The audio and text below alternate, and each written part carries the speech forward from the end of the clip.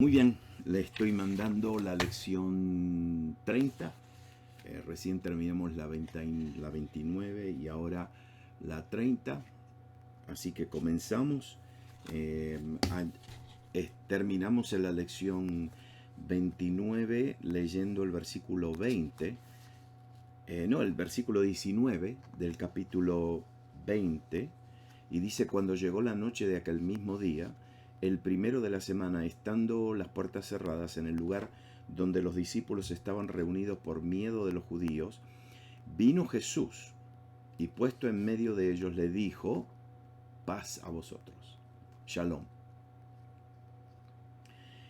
Y ustedes saben que esa palabra shalom significa mucho, significa paz, significa bienestar, prosperidad, salud, incluye todo aspecto de nuestra vida, paz. Y dice que cuando les hubo dicho esto, les mostró las manos y el costado, y los discípulos se regocijaron viendo al Señor, y entonces Jesús les dijo otra vez: paz a vosotros, como me envió el Padre, así también os envío. Fíjese que acá dice que cuando les hubo dicho esto, ¿qué les dijo? Paz. Entonces, cuando Él les dice paz, les muestra las manos y su costado. ¿Por qué está combinada esta palabra paz con lo que después Jesús hizo? Porque primeramente dijo paz y después le muestra las manos y el costado para asegurar a estos discípulos. Imagínense, están en un lugar encerrado, las puertas cerradas, abarrotadas, y Jesús se le aparece en medio de la habitación. Entonces, claro, Él les tiene que comprobar que es Jesús, que Él es el Señor. Y entonces le muestra las manos y el costado para asegurarse de que era el Salvador que estaba delante de ellos. Les pidió que vieran con sus propios ojos que tenía un cuerpo material, real, que no era un fantasma que ahora se les aparecía. Él les tenía que hacer reconocer de que Él era la misma persona que habían reconocido y conocido antes de la crucifixión, pero que había resucitado en su humanidad incorruptible. Ve, Lucas, mire lo que dice Lucas, en Lucas 24. Jesús les dice: mirad mis manos y mis pies, que yo soy, palpad y ver, porque un espíritu no tiene carne ni huesos como veis que yo tengo. Eso es lo que dice Lucas. Porque era muy apropiado, ¿no? De que Lucas, como lo retrata como el Hijo del Hombre,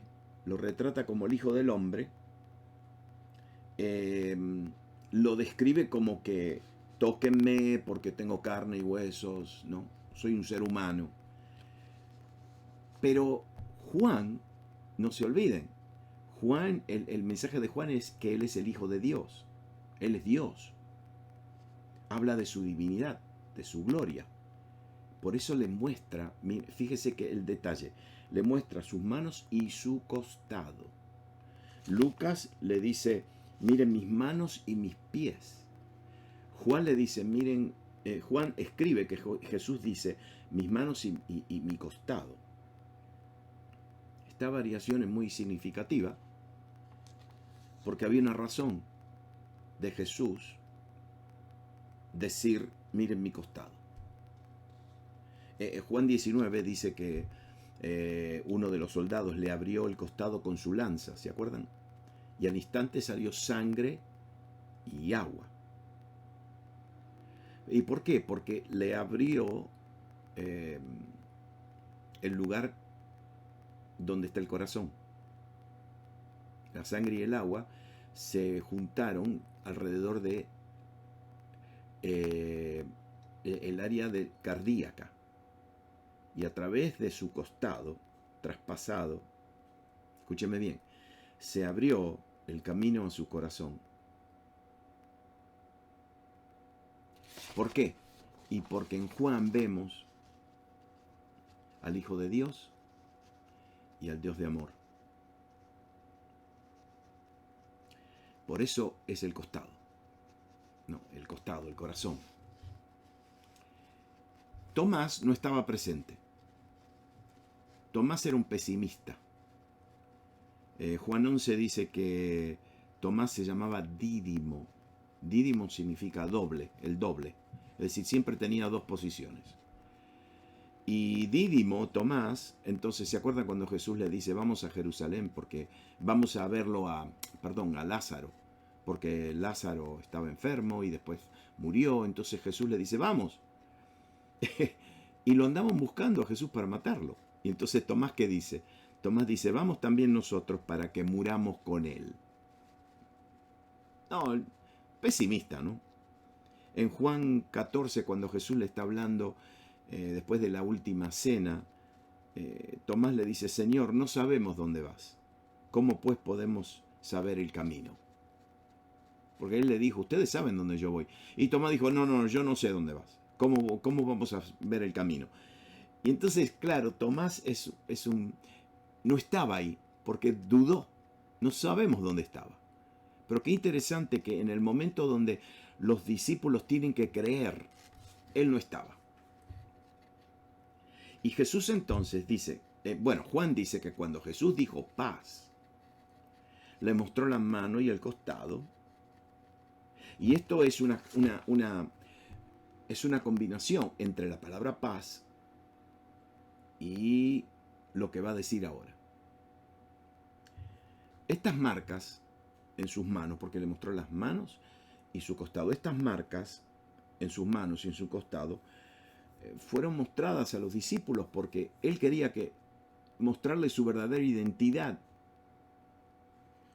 Pero no solo como su lucha, como la batalla que él libró en la cruz, sino para mostrarles a ellos principalmente cuál era la base de esta paz. Es decir, la base de la paz que Jesús declara sobre ellos es porque Él murió, Él sufrió en la cruz. Al decir paz a vosotros, ¿sabe lo que anunció? Mire lo que anunció. Anunció que la enemistad había sido eliminada. Dios había sido satisfecho. La reconciliación había sido efectuada. Al señalar las señales de su crucifixión, Él había mostrado que había paz ya. Estas marcas, estas cicatrices, están todavía sobre el cuerpo del Cristo glorificado. ¿Usted sabe eso? Apocalipsis 5 dice que Juan miró y vio en medio del trono y de los 4 seres vivientes y en medio de los ancianos, dice que había un cordero que estaba de pie, como inmolado, que tenía 7 cuernos, 7 ojos, los cuales son los 7 espíritus de Dios enviados por toda la tierra. Es decir, era un cordero como inmolado. Inmolado significa sacrificado. Es decir, tenía las marcas del sacrificio. Estas marcas muestran a nuestro sumo sacerdote que está intercediendo con el Padre. Y fíjese cómo le intercede, porque tiene marcas. Ahí está su autoridad. Tiene cicatrices. Sus heridas no están sangrando, sus heridas no están todavía. Hay gente que, no, ustedes saben, los crucifijos y en las estatuas todavía tienen a un Jesús sangrando. Jesús no está sangrando. Cuando se presentó a sus discípulos, sus heridas estaban cerradas. Solamente le quedaba una marca, una cicatriz. Un día, todo Israel verán sus marcas. Y al verlas, se van a arrepentir. Zacarías capítulo 12 dice, y derramaré sobre la casa de David y sobre los moradores de Jerusalén espíritu de gracia y de oración, y mirarán a mí, me mirarán, a quien traspasaron, y llorarán como se llora por un hijo unigénito, afligiéndose por él como quien se aflige por el primogénito. Claro, lo van a ver sentado en el trono de su padre David. Y van a decir, ¿quién te hizo esas marcas? Y él le va a decir, estas marcas me las hicieron en la casa de mis amigos. Y ahí lo van a mirar. Y le van a ver las marcas. Y van a creer, todo Israel va a creer. Entonces Jesús, fíjese lo que dice. Cuando les hubo dicho esto, paz, les mostró las manos y el costado, las señales, las cicatrices, y los discípulos se regocijaron viendo al Señor. Hasta ahora no habían creído. María había ido, les había dicho, vi al Señor, y ellos no le creyeron. Ahora lo vieron. Y vieron las marcas. Y Jesús dice paz. Paz no es simplemente un saludo. Era la palabra del Señor Jesús que estaba saliendo de su boca, paz. Y se estaba manifestando. Si Jesús le había dicho, ustedes tendrán tristeza, pero yo os volveré a ver, y se gozará vuestro corazón, y nadie os quitará el gozo. Juan 16. Escúcheme bien, la situación de los discípulos no cambió. Estaban todavía encerrados. Pero cuando vieron al Señor, experimentaron gozo. Ve, la situación no tiene que cambiar. Solamente ver al Señor. Mire lo que dice Pedro, el apóstol Pedro, testigo ocular de lo que sucede. Mire lo que dice, primera de Pedro capítulo 1. Él escribe a creyentes que están sufriendo, que están siendo perseguidos. Y le dice, en lo cual vosotros os alegráis, aunque ahora por un poco tiempo, si es necesario, tengáis que ser afligidos en diversas pruebas, para que sometida a prueba vuestra fe, mucho más preciosa que el oro, el cual, aunque perecedero se prueba con fuego, sea hallada en alabanza, gloria y honra cuando sea manifestado Jesucristo.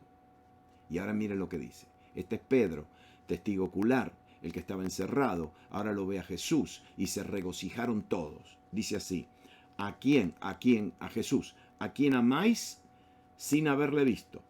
¿En quién creyendo? Aunque ahora no lo veáis, os alegráis con gozo inefable y glorioso. Él está diciendo, ustedes no lo ven ahora a Jesús, pero le están creyendo.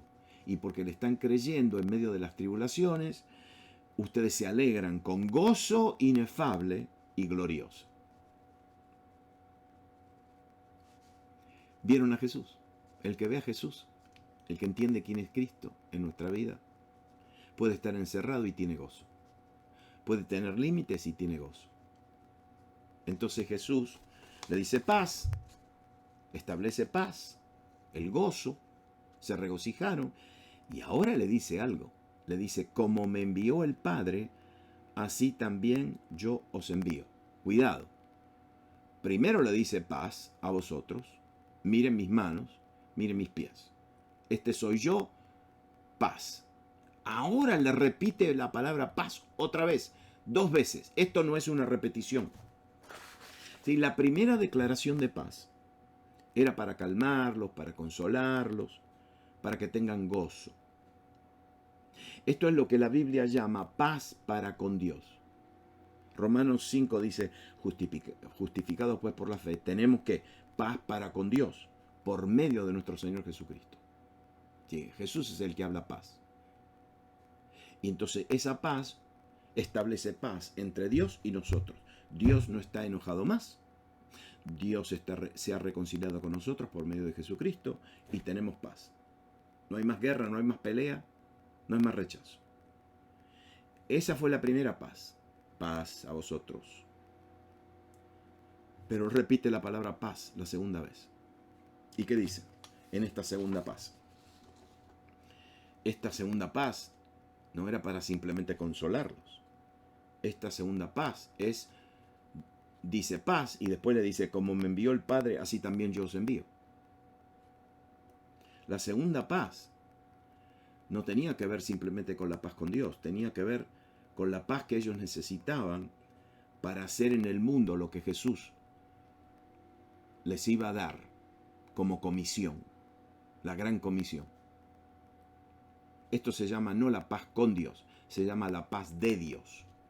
Filipenses 4 dice, y la paz de Dios, que sobrepasa todo entendimiento, que guardará vuestros corazones y vuestros pensamientos en Cristo Jesús. La paz con Dios es tener paz con Dios. ¿Por qué? Porque estamos justificados. Porque estamos parados en el lugar justo, de justicia. Se ha hecho justicia a nuestro favor. Y somos aceptos en el amado. Pero esta paz, la segunda que él declara, es la paz porque Él nos va a enviar. Y nosotros necesitamos ser guardados, protegidos, nuestros corazones y nuestros pensamientos en Cristo Jesús, porque si ponemos nuestros pensamientos en lo que está pasando alrededor nuestro, perdemos la paz. Paz a vosotros, como me envió el Padre, así también yo os envío. Esto para mí es impresionante, la verdad, fíjese esto. Ahora Él, diciendo paz a vosotros, como me envió el Padre, así también yo os envío. Ahora declara lo que Él habló con el Padre en esa conversación de Juan 17. ¿Se acuerda que Él tuvo una conversación con el Padre muy íntima? Mire lo que dice en Juan 17, 18.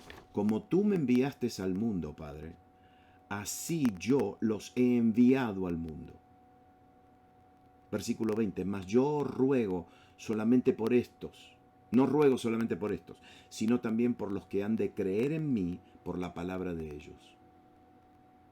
Esto lo había dicho en una conversación con el Padre, en Juan 17. Ahora se los declara públicamente a todos. El Padre me envió, ahora yo los envío. La misión, ¿cuál era? La misión era representar a Jesús en la tierra como Él había representado al Padre. Es decir, como me envió el Padre a representarlo a Él, ahora yo los envío a ustedes a representarme a mí. Era como mostrar en nuestra vida y en nuestras palabras cómo Él hablaría y cómo Él caminaría. Primera de Juan 2 dice, el que dice, y es Juan el que dice que permanece en Él, debe andar como Él anduvo. Si el Señor primeramente dice paz, y ahora dice, por esta paz, la paz de Dios, no la paz con Dios, la paz de Dios, yo los envío. Esta paz era como una preparación para el servicio, para el ministerio. ¿Se acuerdan lo que dijo Nehemías? El gozo del Señor es tu fortaleza. El gozo del Señor nos fortalece. Por eso Jesús dijo paz, y ahora los envío. ¿Por qué? Y porque somos hijos de paz. Tenemos que retenerla. Y la posesión de esta paz nos convierte en mensajeros de paz. Y ahora mire lo que hace Jesús. Y habiendo dicho esto, es decir, paz con Dios, la paz de Dios, los envío. Ahora mire lo que hace. Sopló sobre ellos y le dijo, recibid el Espíritu Santo. Dicho sea de paso, en el original no dice recibid el Espíritu Santo, dice recibid Espíritu Santo. ¿Por qué? ¿Por qué él dijo reciban Espíritu Santo? Porque recién le había dicho que los enviaba. Y para ser enviados necesitaban el Espíritu Santo en ellos. De la misma manera que Cristo entró en su ministerio como el ungido por el Espíritu Santo. Ahora los apóstoles, los enviados. Apóstol significa enviado. Los apóstoles también necesitaban ir llenos del Espíritu Santo. Y la segunda idea es que Él sopló sobre ellos y dijo recibir Espíritu Santo. Mire lo que dice esto de sopló. ¿Qué significa? La palabra griega aquí usada no se emplea en ninguna otra parte en el Nuevo Testamento. Soplar. Es usada en el Antiguo Testamento, que fue traducido del hebreo al griego, la Septuaginta. Bueno, ahí es usada esta misma palabra, pero no en el Nuevo Testamento, en el Antiguo. ¿Sabe dónde? En Génesis 2:7, cuando la palabra dice: entonces Jehová formó al hombre del polvo de la tierra y sopló en su nariz aliento de vida, y fue el hombre un ser viviente. Es la misma palabra, sopló. Acá, la creación original del hombre es un acto de Dios. Y acá en Juan 20, en el día de la resurrección de Jesús, la nueva creación había comenzado y originado por la cabeza de la nueva creación, el último Adán, que estaba actuando como un espíritu vivificante. Mire que hay una conexión acá. La Biblia dice que Jehová sopló en las narices de Adán y fue un espíritu, fue un alma viviente. Ahora el segundo Adán sopla sobre ellos como espíritu vivificante. Primera de Corintios 15 dice: así también está escrito, fue hecho el primer hombre Adán alma viviente. Fue hecho. Él fue hecho. Es decir, alguien lo hizo. Jesús sopla y lo hace un alma viviente. Pero el postrer Adán, el último Adán, espíritu vivificante. Es Él que da vida. La impartición del Espíritu Santo a los discípulos fue la primicia, el primer fruto de la resurrección. ¿No? Así es como el Espíritu Santo procede de el Hijo y del Padre. En Génesis 2 tenemos a Jehová soplando en Adán. Pero en Juan 20, Jesús sopla sobre los apóstoles. ¿Se acuerda de Ezequiel 37? Cuando el Espíritu sopla sobre los huesos. El Espíritu sopla sobre Israel. Bueno, Jehová sopla, el Espíritu sopla, Jesús sopla, es Dios soplando. ¿No? En Isaías capítulo 11, cuando se habla del Mesías, donde dice: saldrá una vara del tronco de Isaí. Isaí es el papá de David, y David es el rey de Israel, y Jesús es el hijo de David. Es decir, acá se habla de donde viene Jesús. Y dice: saldrá una vara del tronco de Isaí, y un vástago retoñará de sus raíces, y reposará sobre él el espíritu de Jehová. Espíritu de sabiduría y de inteligencia, espíritu de consejo y de poder, espíritu de conocimiento y del temor de Jehová. ¿De quién está hablando acá? De Jesús. Y dice: y le hará entender diligente en el temor de Jehová, no juzgará según la vista de sus ojos, ni arguirá por los que oigan sus oídos, sino que juzgará con justicia a los pobres, y arguirá con equidad por los mansos de la tierra. Y mire lo que dice: y herirá la tierra con la vara de su boca, y el espíritu de sus labios matará al impío. Es decir, Jesús es el que sopla. Ahora Él sopla sobre ellos, y les sopla Espíritu Santo. Ya no eran más siervos. ¿Sabe lo que eran? Hijos. El espíritu de adopción sopló. A partir de este momento el Espíritu Santo habitó dentro de ellos. Si nosotros pensamos que el Espíritu Santo sopló sobre la iglesia y sobre los discípulos en el día de Pentecostés, no.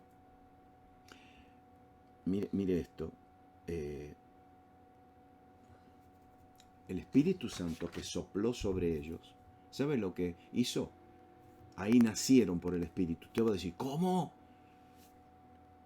Ellos no habían nacido de nuevo. No. Ellos no habían nacido de nuevo. Aquí nacieron de nuevo por el Espíritu. Por 3 años y medio caminaron con Jesús, pero ellos no podían nacer de nuevo. Todavía Jesús no había pagado el precio. Todavía Jesús no había completado la obra en la cruz. Ahora que Jesús había completado la obra y había paz para con Dios, ahora Jesús sopla Espíritu de Dios en ellos y ellos nacen de vuelta, nacen de nuevo, nacen por el Espíritu. Ahora no son siervos, ahora son hijos.